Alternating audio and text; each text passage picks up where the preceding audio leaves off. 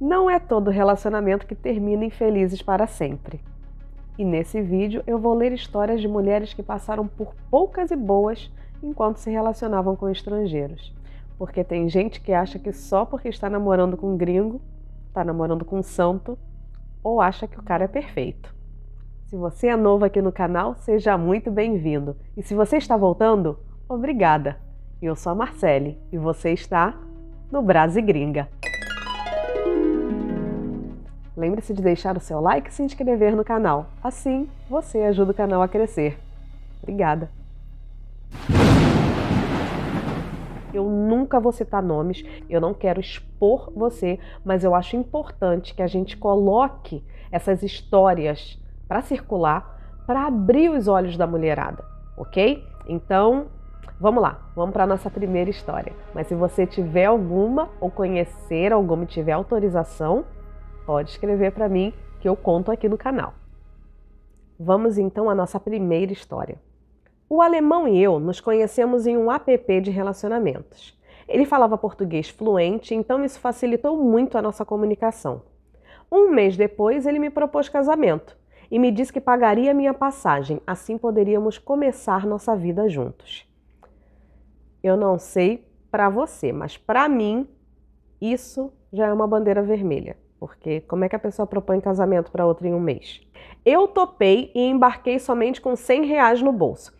Como é que você embarca sem dinheiro para ir para um outro país? Eu não estou falando aqui que você tem que ter o dinheiro de uma casa, de um carro, de tudo isso, mas você precisa ter dinheiro caso as coisas deem errado. Você tem que ter um plano B, tem que ter até um plano C, se for possível. Era a minha primeira viagem internacional e eu estava muito feliz. Eu me achava uma sortuda e mal sabia o que estava me aguardando. O primeiro baque foi logo na chegada, quando parecia que ele não queria que ninguém me visse.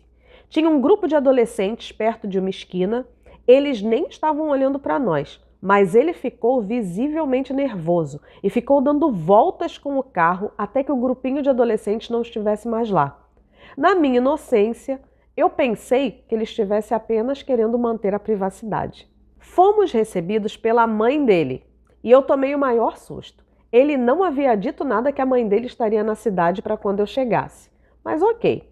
Pensei que talvez ele tivesse convidado ela porque ele não sabia cozinhar e queria fazer uma surpresa para mim. Que fofo! Só que não. Ainda bem romântico, mesmo que para mim estava super estranho por conta da mãe dele lá, ele me entregou uma toalha, me mostrou o banheiro e eu fui tomar banho. Quando saí do banheiro, voltei para o quarto e reparei que minhas coisas pareciam estar mexidas. Mas como eu havia viajado muitas horas e estava muito cansada, achei que fosse coisa da minha cabeça e não liguei muito para isso. E o quarto também parecia completamente diferente do que ele me mostrava na internet. Esse não tinha nem janelas. Em seguida, ele me perguntou se eu não iria ligar para minha família para avisar que cheguei e que já estava na minha nova casa. Liguei, falei com a minha família e depois que desliguei, fomos jantar. Ele ficou fazendo umas perguntas que hoje eu sei que são estranhas, mas que na época pareciam apenas cuidado. Ele perguntava quantas vezes por semana eu pretendia falar com a minha família, se eu sempre faria FaceTime ou se seria apenas voz, e outras perguntas relativas à minha comunicação com a minha família. A mãe dele parecia não ter gostado de nada, e de mim, então, nem se fala. Outra coisa engraçada, se é que podemos dizer isso, está escrito entre aspas, o engraçada. Outra coisa engraçada, se é que podemos dizer isso, é que na hora de dormir, ele não foi para o quarto comigo. Disse que não queria fazer nada com a mãe dele ali e que ele iria para o quarto dele. Mais uma vez eu achei o comportamento dele fofo e pensei, que sorte a minha de ter encontrado um homem tão respeitador. Mesmo que o meu quarto não tivesse janelas, eu nem reclamei. Dormi pesado porque eu estava muito cansada da viagem. Ao tentar abrir a porta do quarto, senti que estava trancada. Eu vou ler de novo para você dar um desmaio aí agora. Ao tentar abrir a porta do quarto, senti que estava trancada. Mas como ele tinha me falado que a casa era velha, pensei que poderia ser apenas a porta emperrada e comecei a chamar pelo nome dele. A casa ficou toda em silêncio e ninguém veio até a porta do quarto. Eu continuei chamando por ele, mas o silêncio seguia. Fui pegar o meu celular para ligar para ele, mesmo estando dentro da mesma casa, mas não achei meu celular nas minhas coisas. Comecei a entrar em desespero e não conseguia pensar direito por causa do cansaço. Nem sei direito como, mas acabei dormindo. No dia seguinte, tudo parecia absolutamente normal. A porta do quarto estava aberta e ele todo sorridente para mim. Perguntei se a mãe dele já tinha ido embora e ele disse que sim, e que eu não haveria mais. Então namoramos e depois tomamos café e ele foi se arrumar para ir ao trabalho. Ele me pediu para pegar algo no quarto que eu tinha dormido. E quando eu tentei sair, a porta estava trancada de novo. Eu comecei a gritar e chorar, porque agora já estava tudo muito estranho. Ele falou comigo calmamente pela porta e disse que me deixaria sair quando ele voltasse do trabalho, que só queria que eu descansasse. Minha cabeça ficou a mil e eu chorei o dia inteiro depois de ouvir que ele havia saído. Eu estava sem celular, sem computador, sem meios de comunicar com ninguém. Quando ele voltou para casa, eu já estava cansada de tanto chorar. E ele abriu a porta do quarto como se nada tivesse acontecido e me entregou um celular novinho, da marca e modelo que eu queria. Eu disse para ele que precisava encontrar o meu celular antigo, pois eu queria passar a agenda para o novo celular. E foi aí que ele me entregou uma folha de papel com o número dele escrito e o número dos meus pais escrito, e disse para eu adicionar. E em seguida, em um tom bem calmo, me disse: "Eu te dei o telefone. Eu decido com quem você vai falar." O que mais me assustava é que ele nunca se alterava. Mesmo que estivesse falando coisas horríveis, ele sempre se mantinha super calmo. Isso aí, gente, parece coisa de psicopata. Vocês já viram algum desses documentários que fala sobre isso? Tá parecendo, não tá? Como é que o cara tá fazendo essas doidices todas e tá calmo? Mas vamos lá. Depois, ele me disse que nós ligaríamos para minha família e que eu deveria dizer que estava tudo bem. Caso contrário, eu sofreria consequências. Consequências? E consequências? Eu perguntei. E ele calmamente disse que se eu reclamasse de qualquer coisa para os meus pais, nunca mais ninguém saberia nada de mim e que por eu ser estrangeira, nem ligariam muito para tentar me encontrar. Eu sei que as coisas não são bem assim, mas naquela hora em que ele falou isso, eu fiquei muito nervosa e não conseguia pensar direito. Então, ligamos para minha família e eu fingi que estava tudo bem. E assim o tempo foi passando e eu nunca saía de casa. Todos os dias era a mesma coisa. Pela manhã ele ia até o meu quarto namorar e depois saía para trabalhar e só abria a porta do quarto quando voltava. À noite, depois de limpar a casa exatamente do jeito que ele mandava e cozinhar exatamente o que ele queria, ele me dava algum presente caro e eu tinha que fingir que estava feliz com aquela situação. Eu sabia que estava tudo errado, mas eu tinha muito medo dele. Um parênteses aqui, porque às vezes a gente escuta histórias e tal e fica, por que a pessoa não fez isso? Por que não fez aquilo? Se fosse eu fazia isso. Se fosse eu fazia tal coisa. E não é bem assim, porque quando a pessoa está vivendo a situação e tem medo envolvido, medo é paralisante. Medo não te deixa pensar, medo não te deixa agir. Então, né, ao mesmo tempo que a gente fica revoltado quando escuta coisas assim, mas vamos ter um pouco mais de empatia, porque só quem está vivendo aqui sabe mesmo aonde que o calo aperta, né? Vamos voltar. Eu sabia que estava tudo errado, mas eu tinha muito medo dele. E por mais que hoje em dia eu olhe para trás e consiga ver várias maneiras de ter escapado daquela situação, lá, enquanto eu estava vivendo, eu não conseguia fazer absolutamente nada. Conversa que a gente teve agora. E para piorar, sempre sentávamos juntos e nos comunicávamos com a minha família, como se tudo estivesse ótimo. E foi justamente a minha família que me salvou.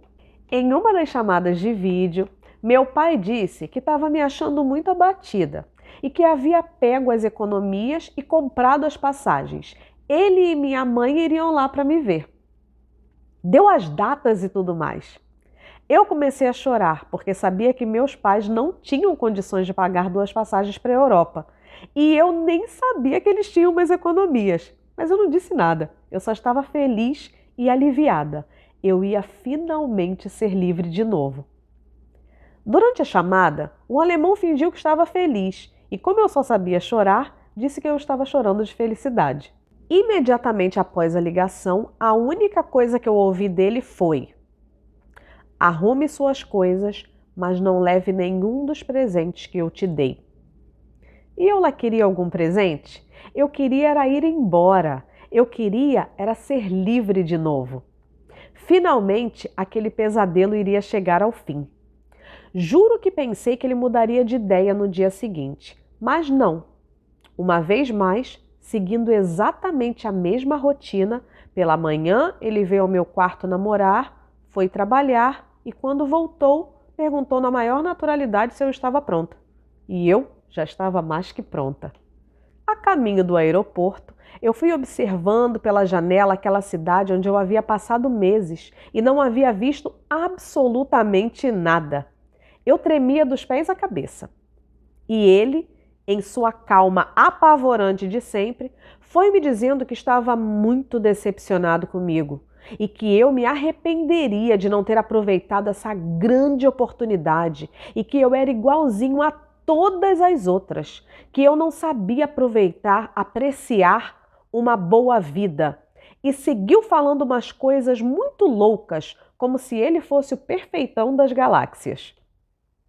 Ele nem entrou no aeroporto comigo. E aí veio o meu último grande choque nesse relacionamento, se é que podemos chamar assim.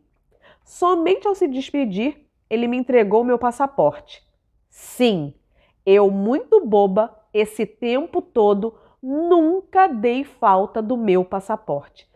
Isso é muito grave. Gente, isso é muito grave. Por quê? Porque o seu documento é o que prova que você é você. Como é que você prova que você é você se você não tem uma documentação?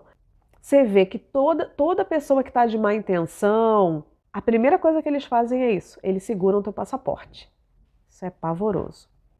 Muito sério, ele disse que eu nunca mais deveria procurá-lo e que deveria esquecer da existência dele. Achei engraçado que a maneira que ele falava era como se ele tivesse feito tudo certo e que eu é que estava errada, assim como todas as outras, segundo as palavras dele. Eu estava suando frio de tanto nervoso no aeroporto.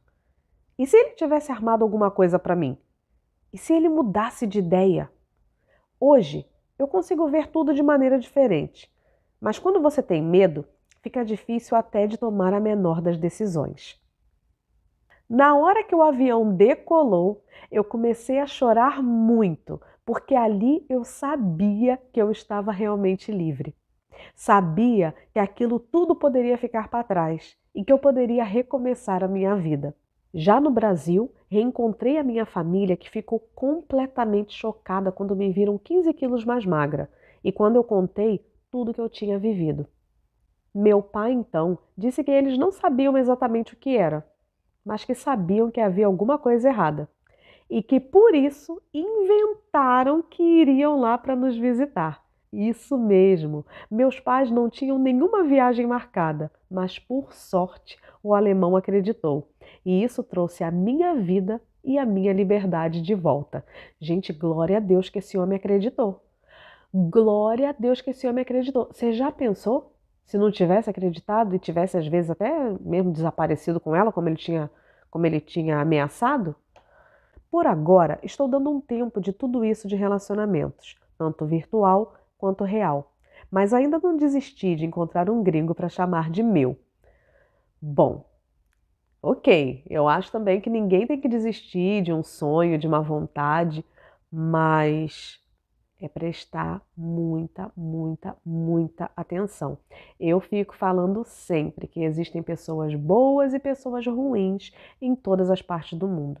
E Você vê aí com essa história, né? Que, que sufoco, que sufoco. Tá pronto para a segunda história? Vamos lá. Segunda história. Eu havia terminado um relacionamento de 8 anos e estava bem por fora de como ser solteira. Não somente isso, mas eu não queria estar solteira. E algumas amigas me disseram para entrar em sites de relacionamento. Uma dessas mensagens me chamou a atenção imediatamente, pois não era apenas conversinha fiada. Parecia mesmo que o rapaz estava disposto a começar uma boa conversa. Respondi e passamos a nos comunicar pelo Skype. Ele era americano, 3 anos mais velho que eu, tinha sua própria empresa e disse logo de cara que estava pronto para casar e constituir família, e acrescentou que ele era muçulmano. Eu respeitei e não vi problema algum dele ser de uma religião diferente da minha. Com amor, tudo se encaixa, pensei eu. Só que ele não estava sendo tão honesto assim comigo. Ele então me explicou que vinha de uma família grande, onde ele era um dos 14 filhos e que o pai dele havia se casado 3 vezes. Mesmo sem eu pedir, ele me fez um tour da casa dele e eu fiquei impressionada com o lugar. Era tudo muito lindo e cada canto da casa parecia que era mais caro que o meu salário. Nós conversávamos todos os dias e o papo fluía tão naturalmente que parecia que nos conhecíamos há muito tempo. Então, ele começou a me enviar presentinhos. Bom, eu estou falando presentinhos, mas eram presentaços. Até mesmo um laptop eu ganhei. Eu não podia acreditar que, além dele ser tão sensível e bom ouvinte, ainda gostava de me presentear. Depois de estar em um relacionamento onde o meu ex já contava com o meu salário para dividir as contas da casa, estar com alguém que só queria me oferecer as coisas sem fazer planos com o meu salário era para mim algo surreal, algo que eu nem sabia que podia existir. Até que um dia ele me convidou para viajar, mas eu não podia por conta do trabalho e também porque eu estava terminando a faculdade. Então, ele disse que iria ao Brasil me ver, mas que seria somente um fim de semana, pois era o máximo de tempo que ele poderia ficar afastado da empresa dele. Eu fiquei muito feliz, mas sabe quando tudo está tão bom que você começa a desconfiar? Tem isso, né? Eu acho importante todo mundo ter desconfiômetro. Sempre recomendo, tenha desconfiômetro. Pois eu pensei logo que ele não viria, mas lá estava eu, linda, bela e cheirosa, aguardando por ele no aeroporto. E ele não apareceu. Lembro de ter me sentido com uma plaquinha escrito trouxa, pois eu tinha que ter confiado no meu sexto sentido. Não era possível que um homem tão bom daqueles realmente iria ao Brasil só para me ver. Deixa eu abrir um parênteses aqui. Isso acontece, tá? Isso é muito importante. Quando você não é um acessório da viagem dele, ou seja, se ele falar assim, eu tô com uma viagem marcada para o Brasil e tal, não sei o que, aí a gente podia se conhecer.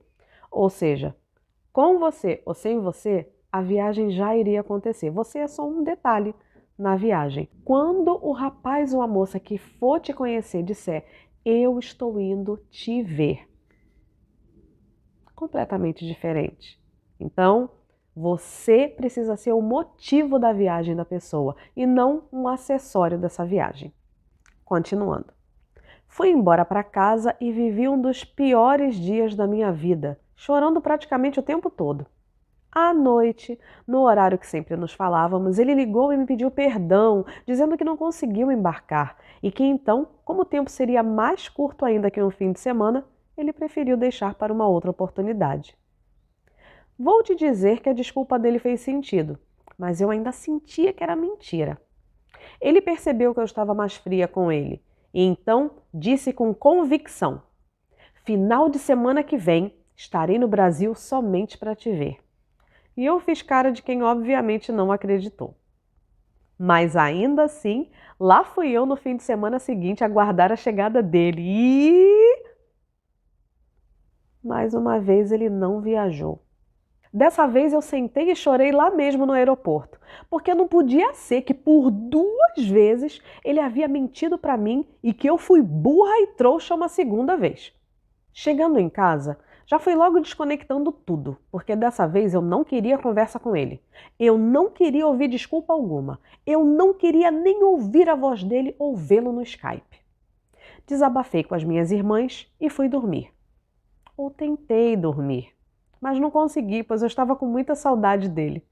Eu sei, eu deveria sentir raiva dele, mas eu só sentia falta dele, muita falta dele. Então liguei o computador e lá veio ele com as suas conversinhas. Eu nem lembro qual desculpa ele deu, mas quando ele falou, no próximo fim de semana estarei aí com certeza absoluta, eu só fiz rir, porque eu já sabia que ele estava mentindo. Mas eu não conseguia simplesmente terminar com ele. Eu gostava das nossas conversas.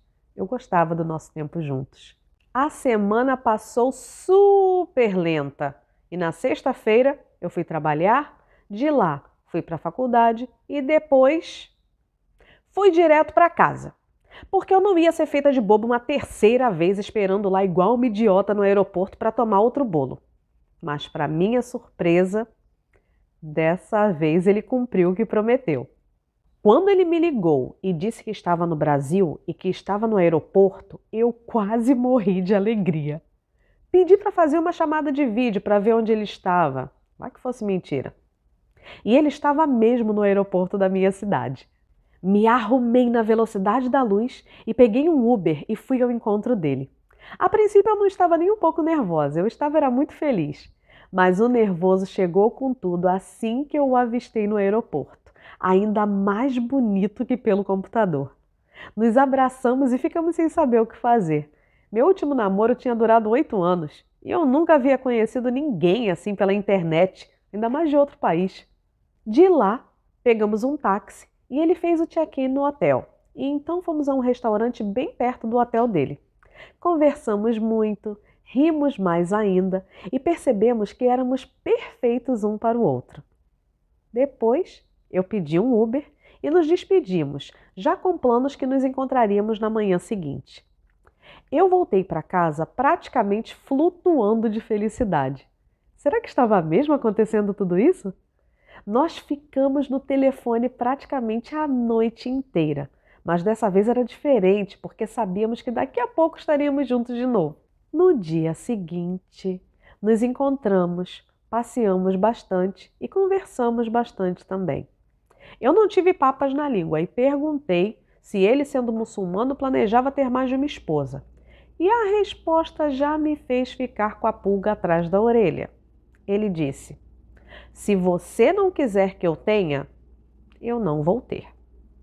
Talvez para algumas mulheres isso seja bonitinho, mas eu não gostei que ele colocou como se fosse uma escolha minha. Ou seja, que se fosse por ele, ele teria sim outras esposas. Mas eu não deixei que isso estragasse o nosso dia, afinal, no dia seguinte ele já iria embora. O resto do dia fluiu muito bem e à noite ele pediu se podia conhecer a minha família. Eu disse que ele só iria conhecer a minha família se ele tivesse certeza do nosso relacionamento. E olhando fixamente nos meus olhos, ele disse: eu vou me casar com você. Eu quase tive um treco, e mesmo que incomodada com algumas atitudes dele, os momentos bons eram insuperáveis. E lá fomos nós. Minha família foi muito receptiva com ele. Jantamos todos juntos. E ainda ligamos para a família dele e fizemos chamadas de vídeo. Foi muito bom. As horas passaram bem rápido e depois ele pegou um Uber de volta ao hotel. Na manhã de domingo, eu estava arrasada, pois ele teria de voltar aos Estados Unidos. Nós dois estávamos muito tristes e mal conseguimos conversar, porque só conseguíamos chorar. Mas tentamos aproveitar um pouco as horas que tínhamos juntos e fomos passear de mãos dadas. Eu estava me sentindo a protagonista de um livro de romance. Eu nem sabia que relacionamentos assim eram possíveis. Já no aeroporto, choramos ainda mais e nos despedimos e eu senti a maior tristeza que já senti em toda a minha vida. Nem mesmo terminar um relacionamento de 8 anos doeu tanto. Parecia que agora estava faltando uma parte de mim. A ida para a casa dos meus pais parecia uma viagem sem fim. Cheguei em casa e chorei ainda mais, até que dormi. No dia seguinte, já acordei com várias mensagens dele dizendo que havia chegado bem e que deveríamos seguir os passos para que pudéssemos casar. Fizemos o processo para o visto de noiva. Parênteses aqui. Esse visto é o visto K1, que é o visto para quem vai vir para os Estados Unidos casar com um cidadão americano. Inclusive foi o visto que eu fiz e em breve eu vou fazer uma série aqui no canal explicando esse visto tintim por tintim. Mas vamos seguir, vamos continuar aqui. Fizemos o processo para o visto de noiva e praticamente um ano depois já estávamos prontos para dar esse grande passo. E foi o tempo certinho para que eu concluísse a faculdade. Antes de ir, perguntei de novo: "Você não vai vir com essa ideia de ter outras esposas, né?" Ele riu e disse em tom de brincadeira: "Quando você chegar aqui conversaremos melhor." Mas como ele disse rindo, eu realmente pensei que ele estivesse brincando. Fui para os Estados Unidos e eu nem podia acreditar que aquilo tudo estava realmente acontecendo. Sabe quando nós brincamos dizendo que queremos um homem bonito, rico, bom ouvinte e que goste de massagear os pés? Só estava faltando ele massagear meus pés, mas ele era tão perfeito e maravilhoso que com certeza faria isso. Nosso casamento foi perfeito. Na verdade, tudo com ele era perfeito. Passamos a lua de mel no Havaí, só que ficamos apenas alguns dias, pois ele precisava voltar para trabalhar. Os dias foram passando, os meses foram passando, e ele seguia sendo o melhor homem que eu já havia conhecido em toda a minha vida. Eu mesma me admirava com a minha sorte. Até que, depois de 2 anos de casada, ele começou com uma conversa que talvez eu gostaria que ele viesse a ter mais de uma esposa e que ela poderia me ajudar na casa e que ela teria de fazer o que eu dissesse e mais algumas milhares de coisas e desculpas sobre como seria interessante para mim que ele tivesse uma segunda esposa. E disse que na família dele o pai havia tido 3 esposas e que foi muito bom para todos.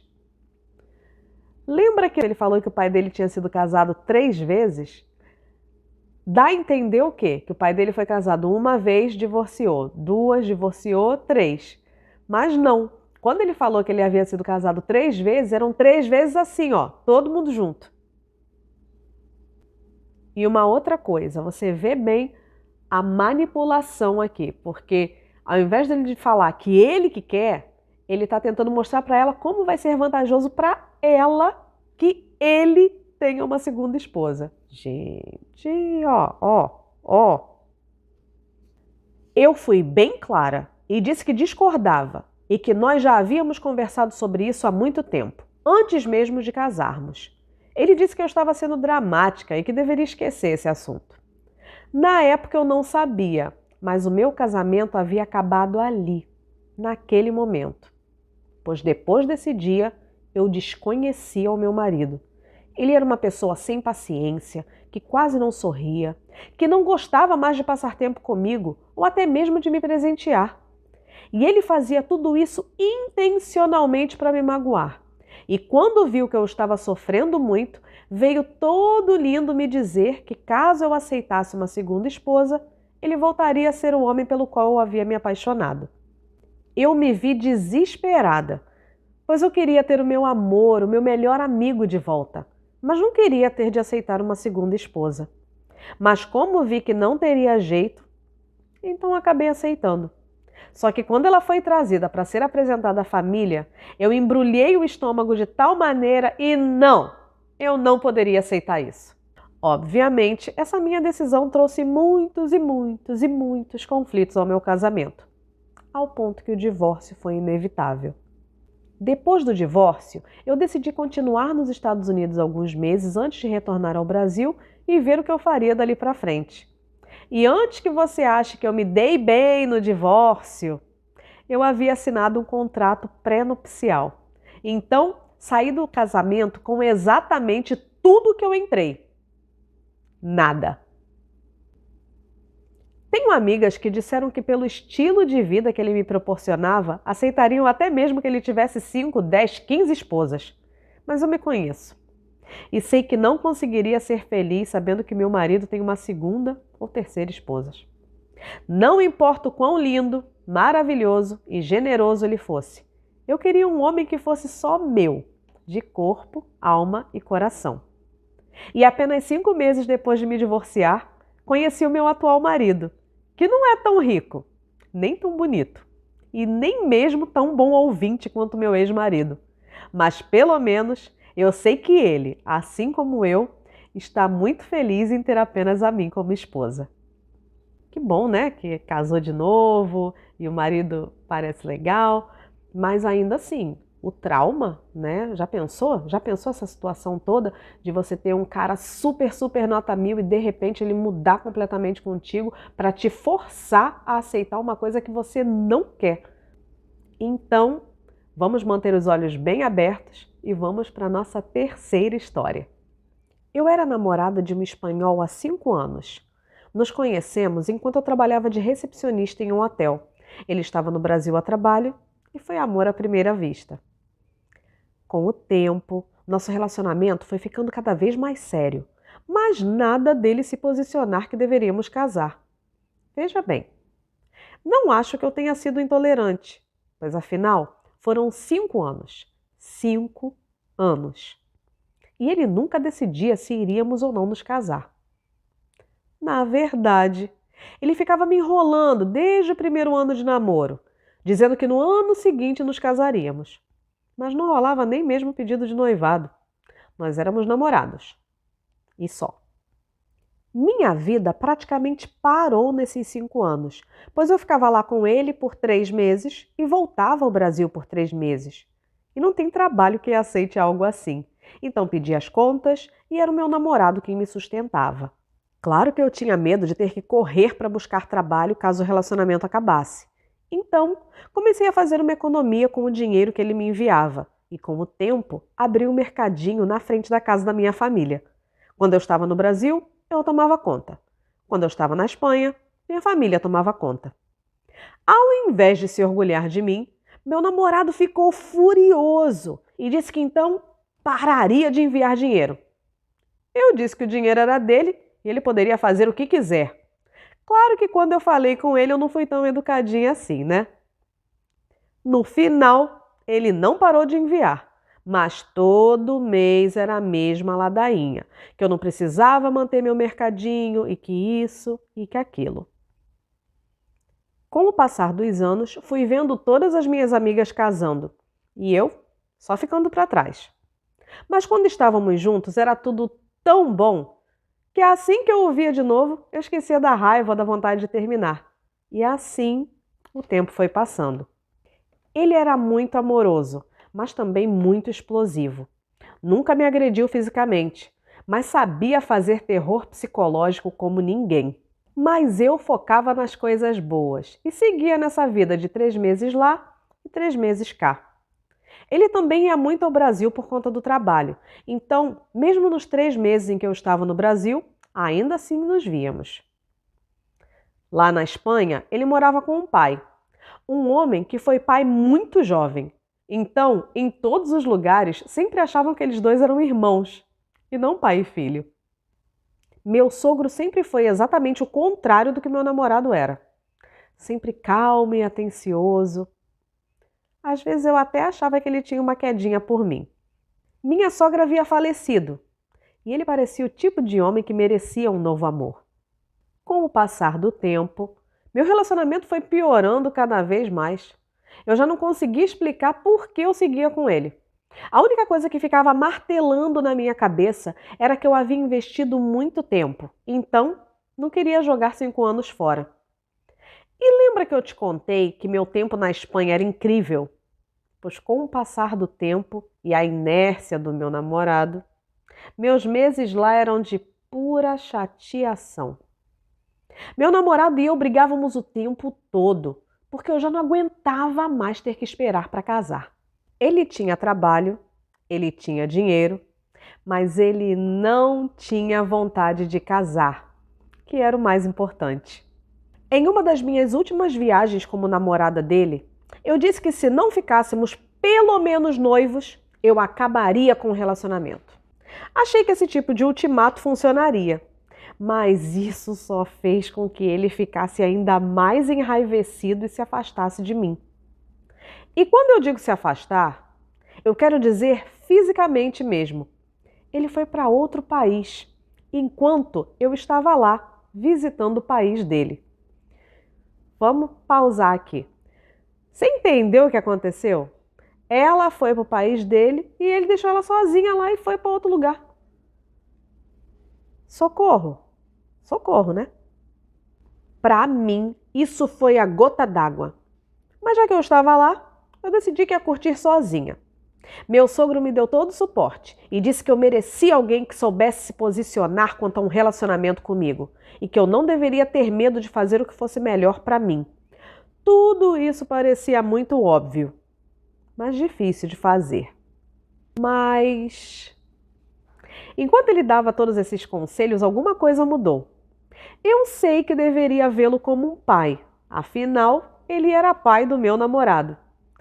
Mas eu tive de ser honesta comigo mesma. Eu estava vendo meu sogro como homem.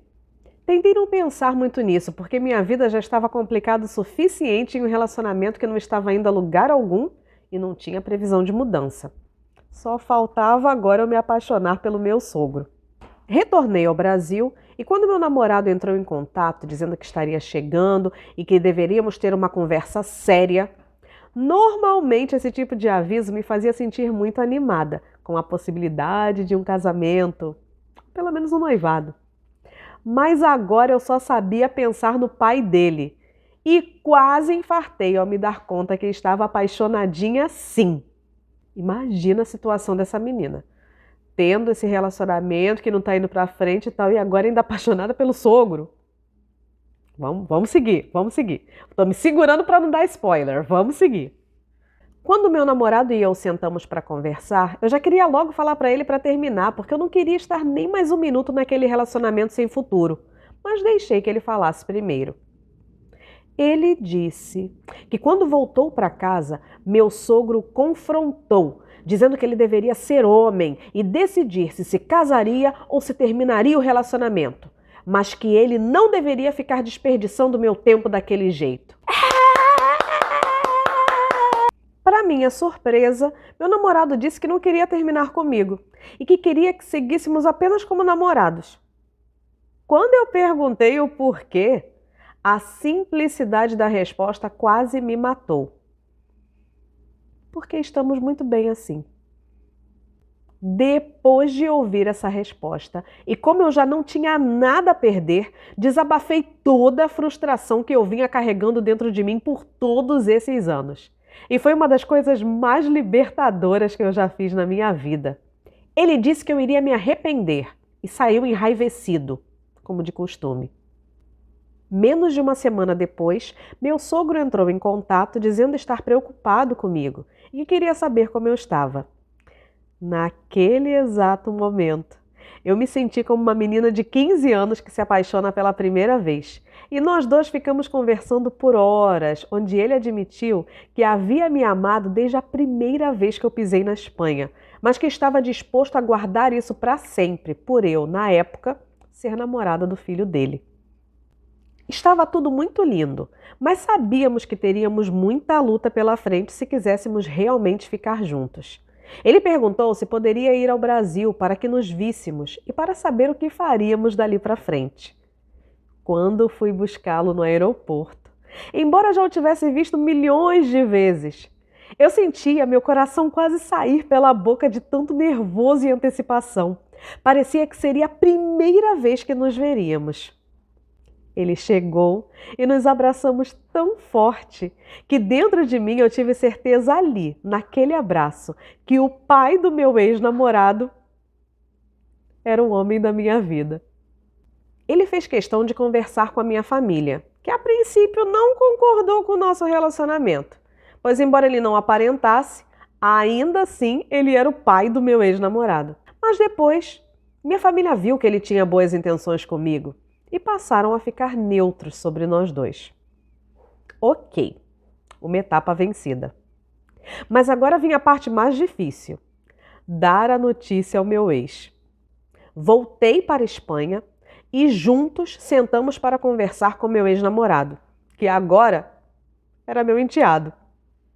Ele, como nós já antecipávamos, falou um monte de baixarias e disse que sabia que o pai dele era apaixonado por mim desde a primeira vez que me viu.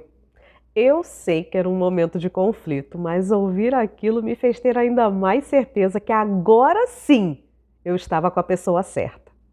Ele se mudou da casa do pai e eles pararam de se falar. Ficamos sabendo que em 2 meses ele conheceu, noivou e casou com uma mulher. E que fica falando aos 4 cantos como ele sempre quis casar, só não havia encontrado uma mulher boa o suficiente para ele. Puro recalque, pura criancice. Tanto que já se separaram e ele já anda com outra. Ele já fez muitas maldades e parece que a raiva dele não tem fim. O pai dele e eu nos casamos 1 ano depois. E no ano seguinte, aumentamos a família. Não vou dizer que é tudo perfeito, porque não é. Em especial porque meu marido sente muita falta do filho, mesmo com toda essa confusão. Mas acredito que com o tempo as coisas vão melhorar. Mas isso só Deus sabe. O que eu sei é que acertei ao aceitar que o amor da minha vida é meu ex-sogro. Como diz minha amiga Aline, que bafô! Gente, olha a volta que deu essa história. Quando eu fui lendo, eu falei, gente, pera. Enfim, eu espero que você tenha gostado do vídeo de hoje e me diz aqui nos comentários se você tem alguma história parecida ou o que você achou dessas histórias e muito obrigada pela companhia. Até a próxima!